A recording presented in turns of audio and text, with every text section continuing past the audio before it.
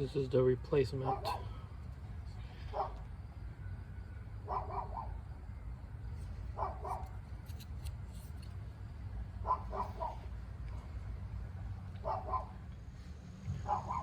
So I replaced the relay. It was cranking, but it wouldn't start. It should start now.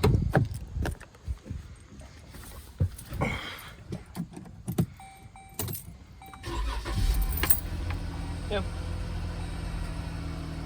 The relay is the issue. Thanks for watching.